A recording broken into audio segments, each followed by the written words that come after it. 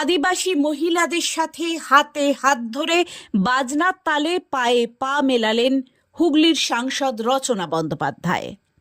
এই দিন বিরসা মুন্ডার ১৫০তম জন্মবার্ষিকী উদযাপন উপলক্ষে আয়োজিত একটি অনুষ্ঠানে পোলবা দাঁতপুর ব্লকের কৃষি খামার প্রাঙ্গণে উপস্থিত হন হুগলির সাংসদ, যেখানে অন্যান্যদের মধ্যে উপস্থিত ছিলেন সাংসদ মিতালি বাগ, বিধায়ক অসীমা পাত্র, জেলা শাসক Mukta Arya, Chandannagar police commissioner Amit P Jawalgi, গ্রামীণ পুলিশ সুপার কামনাশী সেন সহ জেলার অন্যান্য আধিকারিকরা।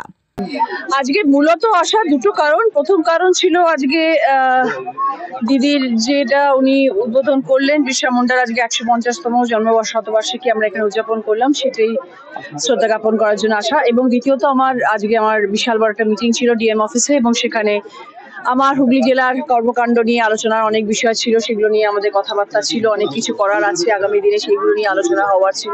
স্পোর্টস একাডেমি নিয়ে আলোচনা হওয়ার ছিল, বিকজ আমাদের ইচ্ছে আছে হুগলি জেলাতে স্পোর্টসকে নিয়ে আরো এগোনোর, এবং যাতে এখানে ক্রীড়াঙ্গন আরো বেশি হয়, এখানে স্পোর্টস একাডেমি যাতে আমরা করতে পারি, এবং এখানে যারা ট্যালেন্টেড যারা স্টুডেন্টস আছে আগামী দিনে যাতে সেই স্পোর্টস নিয়ে আমরা পার্লামেন্টে এই নিয়ে কথা বলতে পারি, সেটা নিয়ে কথা বলার ছিল। প্লাস আইটিআই ডিপার্টমেন্টসগুলো যেগুলো আছে আমাদের হুগলি জেলায়, সেগুলোর যাতে ইমপ্রুভমেন্টস আরো ভালো হয়, সেখানে কিরকম কর্মদক্ষ কিরকম চলছে সেগুলো নিয়ে আলোচনা করা ছিল। অঙ্গনওয়াড়ি নিয়ে আলোচনা করা ছিল। মেইনলি আজকে আমি ডিএম মিটিং ছিল প্রচুর ডিএম অফিসে, এবং পুরো মিটিংটাই আজকে ছিল এই কারণে যে আমি আগামী দিনে ভালোভাবে কাজ করতে পারি এবং পার্লামেন্টে আমার হুগলি জেলা নিয়ে কথা বলতে পারি। ট্যাপ কেলেঙ্কারি নিয়ে কি বলবেন? হুগলি জেলায় বেশ কিছু ট্যাপ কেলেঙ্কারি অন্য জায়গায় ট্রান্সফার হয়ে গেছে, সেগুলো নিয়ে ডেফিনেটলি সেগুলো নিয়ে দেখতে হবে, কাজ করতে হবে, এবং দেখতে হবে যে কেন হচ্ছে না বা কি কারণে আটকাচ্ছে বা কেন এরকম ধরনের ঘটনা ঘটছে তার বিহিত করতে হবে। মানে ছাত্রদের অ্যাকাউন্টে যে পয়সা ঢোকার কথা সেটা না ঢুকে অন্য অ্যাকাউন্টে চলে যাচ্ছে, সেটা নিশ্চয়ই কিছু মিসপ্লেসমেন্ট হয়েছে, সেটা তো জেনে বুঝে হয়তো হয়নি, কোনো কারণে ভুলবশত হয়েছে, এবং সেটা নিশ্চয়ই তার পর্যবেক্ষণ করা হবে। কি কি মানে প্রথম আপনার কি টার্গেট যে হুগলি জেলায় উন্নয়ন? দেখো, সব রকম কিছু করতে হবে, সব রকম। আমি এখন যে স্ট্যান্ডিং কমিটির মেম্বার হয়েছে, সেখানে আমার কাছে 5টা জায়গা রয়েছে, সেটা হচ্ছে women empowerment, child education, sports, youth. তো ওই 5টা জায়গা যেহেতু আমি পেয়েছি এবং আমাকে সেই দায়িত্ব দেওয়া হয়েছে, আমার আশা করা যায় আমাকে এই দায়িত্ব পালন করতে হবে এবং ভালোভাবে কাজ করতে হবে। এই 5টা ডিপার্টমেন্ট নিয়ে আমি ভাবছি, এবং আগামী দিনে যাতে এই 5টা ডিপার্টমেন্টে আমার হুগলি জেলার মানুষ উপকৃত হয় সেটা দিয়ে চেষ্টা করবো। একদিকে দিদি নাম্বার 1, একদিকে 5টা কাজের চাপ, কেমন ভাবে সামলাবে? শুধু 5টা কাজের চাপ না, পার্লামেন্টও আছে, তার সাথে আমার কনস্টিটুয়েন্সিও আছে, সবকিছু নিয়ে মানে আমি একটুখানি বেশি ব্যস্ত হয়ে পড়েছি। বাট করতে হবে, দেখা যাক।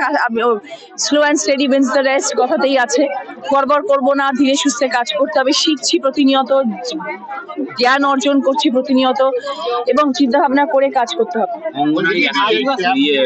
বাড়ি ভেঙে গেছে, অঙ্গনবাড়ি, হ্যাঁ, অঙ্গনবাড়ি নিয়ে আমরা কাজ করছি, এবং আমি যেহেতু এখন এডুকেশন ডিপার্টমেন্টে আমি স্ট্যান্ডিং কমিটির মেম্বার, এবং সেই জন্য এখন চেষ্টা করতে হবে যাতে অঙ্গনবাড়িগুলো ভালো হয়, এবং সব থেকে বড় কথা অঙ্গনবাড়ির উপর ভরসা করে যেন মায়েরা তাদের বাচ্চাদেরকে পাঠান, সেটাও একটা ভীষণ ইম্পর্টেন্ট জিনিস। বিকজ অঙ্গনবাড়িতে এখন বাচ্চাদেরকে পাঠান, তারা প্রাইমারি স্কুলে পাঠিয়ে দেন,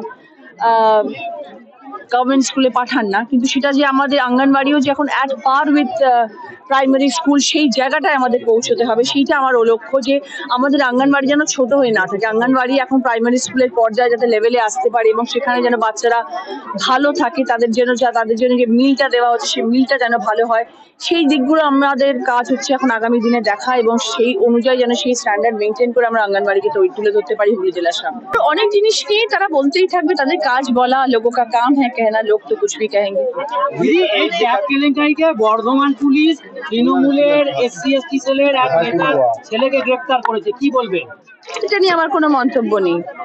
সবকিছু সামনে চলে আসবে, যে যদি কেউ দোষী হয় সেটাও সামনে আসবে, যদি কেউ ভুলভাল দোষারোপ করে সেটাও সামনে আসবে। কোনো কিছুই লুকানো থাকে না, সবকিছু কিছু না কিছু সত্য বা মিথ্যা কিছু না কিছু সামনে আসবে। অপেক্ষা করুন তার জন্য। কোথাও কি মনে হয় যে তথ্য চুরি করা হচ্ছে বা চুরি হয়ে যাচ্ছে? বলা যাবে না, আমি এখন কিছুই সেই ব্যাপারে মন্তব্য করতে পারবো না, সবই অপেক্ষায় দেখা যাক। বলছি এই মাঝদিয়ায় কাজ করতে আপনি কি জানেন?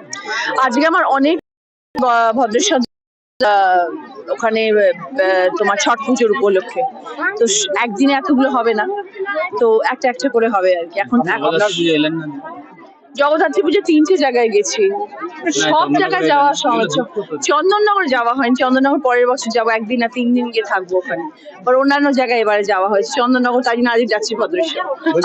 দুই সাংসদ আজকে আদিবাসী নৃত্য তালে নাচলেন, কেমন লাগলো একসঙ্গে দুজনকে? খুব ভালো লাগলো। মিতালি দি ভীষণ ভালো মানুষ একজন, ভালো মনের মানুষ একজন, এবং আমার সঙ্গে বাকিরা সবাই ছিলেন, সব এমএলএরা ছিলেন, এসপিরা ছিলেন, সবাই মিলে একসাথে কিছুক্ষণ ভালো সময় কাটালাম। বলছি দিদি, এই যে কার্তিক পুজো, আপনার বাড়িতে কি কার্তিক পুজো? না না, আমার বাড়িতে কার্তিক পুজো হয় না, আমার বাড়িতে কার্তিক পুজো একদম হয় না। বলছি বিশ্বমন থেকে প্ল্যান আছে কারোর বাড়িতে কার্তিক খেলার? দিদি কারোর বাড়িতে কার্তিক খেলার কি কোনো প্ল্যান আছে আপনার? দিদি না, আমার বাড়িতে এখন কার্তিক ফেলা সবাই দেখবে। না, কার্তিক পুজো তো অনেক জায়গায় দেখা যায় যে কার্তিক আমার বাড়িতে হয়, আপনার বাড়িতে কি কার্তিক আগে ফেলা ছিল? আগে তো হ্যাঁ, আমার বাড়িতে কার্তিক আছে, সে কার্তিক পুজো করার কথা নয়, সে নিজের পুজো নিজে ব্যবস্থা করে নেবে। না না, বলছি আপনার বাড়িতে কি কোনো কার্তিক পড়েছিল? না, আমার বাড়িতে কোনো কার্তিক বলেনি। মুখ্যমন্ত্রীর লাইভ স্ট্রিমিং এর পর পোলবাদাতপুর ব্লকের কৃষি খামার প্রাঙ্গণে আদিবাসী অনুষ্ঠানের সূচনা হয়। অনুষ্ঠান চলাকালীন স্টেজ থেকে নেমে আসেন হুগলি ও আরামবাগ লোকসভার সাংসদ রচনা বন্দ্যোপাধ্যায় ও মিতালি বাগ এবং ধনিয়াখালীর বিধায়ক অসীমা পাত্র।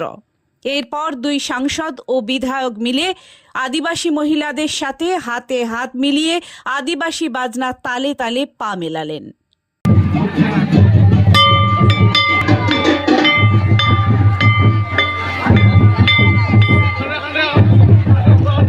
অদৃশ ব্যানার্জির রিপোর্ট, হুগলি টাইমস।